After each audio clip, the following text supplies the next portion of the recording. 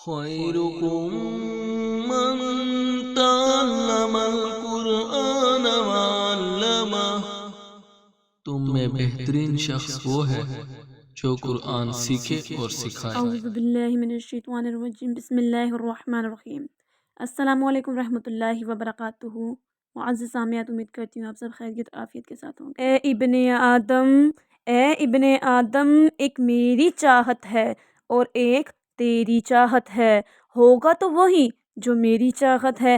پس اگر تو نے سپرد کر دیا اپنے آپ کو اس کے جو میری چاہت ہے تو وہ بھی میں تجھے دے دوں گا، میں تجھے وہ بھی عطا کر دوں گا جو تیری چاہت ہے۔ اور اگر تو نے مخالفت کی اس کی جو میری چاہت ہے تو میں تھکا دوں گا تجھے اس میں جو تیری چاہت ہے، پھر بھی ہوگا تو وہی جو میری چاہت ہے۔ اے ابن آدم، ایک میری چاہت ہے۔ اب یہاں پر چاہت سے، انسان کی چاہت سے مراد دنیا کی خواہشات ہیں اور تمام طرح کی نفس کی پیروی ہے، جبکہ اللہ کی چاہت سے مراد کیا ہے؟ چاہت اللہ کی مراد یعنی قرآن پاک کی تعلیمات پر عمل۔ اور آج کا لیکچر اور آج کی میرے آپ سب کے سامنے حاضری کی وجہ ہی یہی ہے کہ صراط المستقیم، اے اللہ ہمیں سیدھا رستہ دکھلا، ایسا رستہ جس پر تو نے اپنے نیک بندوں پر انعامات فرمائے اور ان سے راضی ہوا۔ اللہ پاک ہمیں ایسا رستہ دکھلائے، اور وہ ایسا رستہ صرف قرآن پاک ہی ہے۔ اور قرآن پاک کی بات کرتے چلوں تو قرآن پاک ہی واحد ایسی کتاب ہے جو تمام کتابوں کی رہنمائی فرماتی ہے، اور قرآن پاک ہی ایسی کتاب ہے جو ہماری زندگیوں کی کامیابی کا سبب ہے۔ اور قرآن پاک ایسی کتاب ہے جس پر عمل پیرا ہو کر اپنی اس دنیا اور آخرت دونوں کو سنوار سکتے ہیں۔ اور اسی کے مد نظر رکھتے ہوئے صراط المستقیم اکیڈمی، یہاں پر ہم قرآن پاک کی تعلیمات کا آغاز کریں گے، اور میری کوشش ہوگی میں ہر ہفتہ وار آپ کے ساتھ جو ہے سورت کو جو ہے مکمل کروں، یا پھر رکوع با رکوع آپ کے ساتھ جو ہے اس کی تفصیلات کی طرف، اس کی وضاحت کی طرف چلوں، اور ساتھ ہی ساتھ ہر سورت کا آغاز سے قبل اس کے فضائل اور اس کے وظائف بھی آپ کے سامنے ضرور انشاءاللہ پیش کروں گی۔ قرآن پاک کا آغاز جو ہے اما پارا سے میں کروں گی، اور اما پارا کا انتخاب کرنے کی وجہ یہی ہے کہ اس میں چھوٹی چھوٹی صورتیں ہوتی ہیں جس کی وجہ سے آپ کو سمجھنے میں آسانی ہوگی اور آپ سیکھنے میں بھی دلچسپی لیں گے اور خلوص نیت کے ساتھ سمجھیں گے، اور ساتھ ہی ساتھ عمل پیرا ہونے کے ساتھ دوسروں کو بھی اس عمل کی رغبت دلائیں گے انشاءاللہ عز و جل۔ قرآن پاک کا علم اور اس کی فضیلت بیان کرنے سے قبل میں علم کی فضیلت آپ کے سامنے پیش کروں گی، تاکہ اس بات کا جو ہے آپ کو اندازہ ہو جائے کہ قرآن پاک کیسی کتاب ہے، اور اس کا علم، جب علم کی اتنی فضیلت ہے تو وہ علم اگر قرآن کا ہو تو کتنی ہی اہمیت کا حامل ہے۔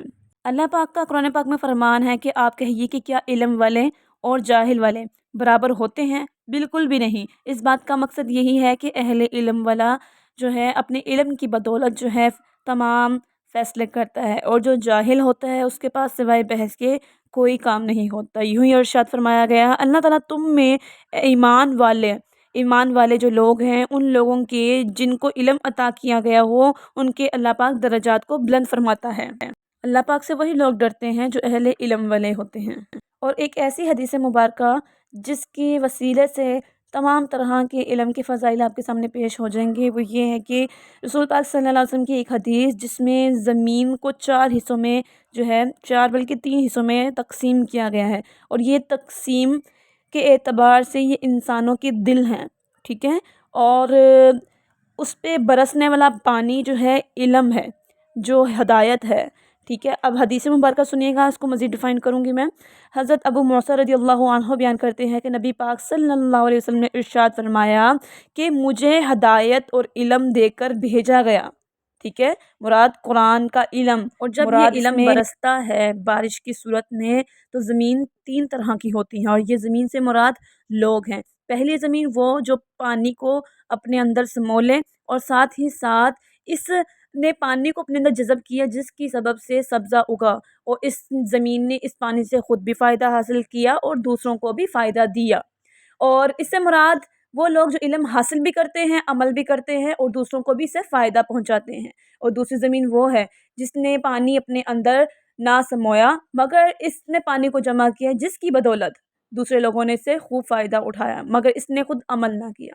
تیسری قسم کی زمین وہ زمین ہے جس نے نہ پانی ٹھہرایا اپنے اندر اور نہ ہی دوسروں کو اس سے فائدہ پہنچایا۔ اس سے مراد وہ لوگ ہیں جو نہ علم سے خود فائدہ اٹھاتے ہیں نہ دوسروں کو دیتے ہیں۔ دوسری حدیث مبارکہ وہ لوگ جو علم حاصل کرنے کے ساتھ دوسروں کو بھی علم پہنچاتے ہیں، فائدہ دیتے ہیں۔ رسول پاک صلی اللہ علیہ وسلم کا فرمان ہے کہ حضرت علی رضی اللہ عنہ کا ارشاد ہے کہ خدا کی قسم اگر اللہ تعالیٰ تمہارے ذریعے سے ایک شخص کو بھی ہدایت دے دے وہ تمہارے لیے سرخ اونٹوں سے بہتر ہے۔ یوں ہی طالب علم کے لیے خوشخبری جو علم کی طلب ہو، جس کو رسول پاک صلی اللہ علیہ وسلم نے فرمایا جو شخص کسی ایسے رستے پر چلا جس میں وہ علم حاصل کر رہا ہے تو اس کے لیے جنت کا راستہ آسان فرما دیا گیا۔ یوں ہی دین کا علم دینا یا ہدایت کا علم دینا ایسا ہے کہ جب تک عمل کرنے والا عمل کرتا رہے، ہدایت دینے والا جو اس کو علم سے آگاہ کرتا ہے تب تک اس کو ثواب ملتا رہتا ہے اور اس میں کوئی کمی نہیں کی جاتی، خواہ وہ قبر میں ہی کیوں نہ چلا جائے، اور قبر میں جانے کے بعد بھی اس کو اس کا ثواب ملتا رہتا ہے جب تک کوئی اس پہ عمل پیرا رہے۔ تو دیکھیے علم کی کتنی فضیلت ہے، جب وہی علم قرآن کا ہو تو آپ خود اندازہ لگائیں کہ کتنی فضیلت ہو قرآن کے علم کی، کہ جس سے انسان کی دنیا بھی سنور جائے اور آخرت بھی سنور جائے، اور یہاں تک کہ قرآن پاک قیامت کے دن اپنے پڑھنے والے کے لیے خود شفاعت کرے گا۔ رواہ البخاری ہے کہ تم میں سے سب سے بہترین وہ شخص ہے جو قرآن کو سیکھے اور سکھائے۔ اور اسی طریقے سے قرآن پاک کی تلاوت کرنے والے کی اور نہ کرنے والے کی مثال آپ کے سامنے بیان کروں گی حدیث مبارکہ کی پیش نظر، کہ جو قرآن پاک کی تلاوت کرتے ہیں مسلمان، ان کی دو مثال، دو طرح کی کیٹیگری میں تقسیم کیا گیا، اور جو منافق جو قرآن پاک کی تلاوت کرے اور نہ کرے۔ تو آپ صلی اللہ علیہ وسلم نے فرمایا اس مومن کی مثال جو قرآن پاک کی تلاوت کرتا ہے نارنگی کی ہے کہ اس میں خوشبو بھی اچھی ہے اور ذائقہ بھی عمدہ ہے، اور وہ مومن جو قرآن کی تلاوت نہیں کرتا وہ کھجور کی مانند ہے جس کی خوشبو تو اچھی نہ ہو مگر ذائقہ عمدہ ہو۔ اور اسی طریقے سے منافق وہ جو قرآن پاک کی تلاوت کرتا ہو تو وہ خوشبو اس کی پھول کی مانند ہے جس کی خوشبو بہت اچھی مگر ذائقہ کڑوا ہو، اور اس منافق کی مثال جو قرآن پاک کی تلاوت نہ کرتا ہو وہ اس کی مثال ایک اندرائن کے پھل کی طرح ہے جس کی نہ ہی خوشبو اچھی ہے نہ ہی ذائقہ۔ ٹھیک ہے، مراد یہی ہے جو مومن تلاوت کرتا ہے اس کا ظاہر بھی اچھا ہے باطن بھی اچھا ہے، مگر جو تلاوت مومن نہیں کرتا اس کا ظاہر تو اچھا نہیں لیکن باطن اچھا ہے، اور وہ منافق جو تلاوت کرتا ہے قرآن پاک کی اس کا ظاہر تو اچھا ہے لیکن باطن نہیں اچھا، لیکن وہ مومن وہ منافق جو تلاوت ہی نہیں کرتا نہ ہی اس کا ظاہر اچھا ہو سکتا ہے نہ ہی باطن۔ اسی طریقے سے حدیث مبارکہ میں آتا ہے کہ قرآن پاک کے ہر ایک حرف پر 10 نیکیاں ملتی ہیں۔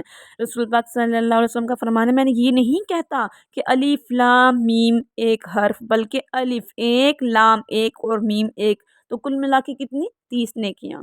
اسی طریقے سے حدیث مبارکہ میں آتا ہے کہ قرآن پاک پڑھنے والوں پر سکینہ نازل فرماتا ہے، اور سکینت کیا ہے؟ اطمینان، دل کا سکون۔ اللہ بذکر اللہ تطمئن القلوب، بے شک اللہ ہی کا ذکر ہے جو دلوں کو اطمینان اور سکون عطا فرماتا ہے۔ امید کرتی ہوں قرآن پاک کی فضیلت سے آپ نے فائدہ اٹھایا ہوگا۔ السلام علیکم رحمۃ اللہ وبرکاتہ۔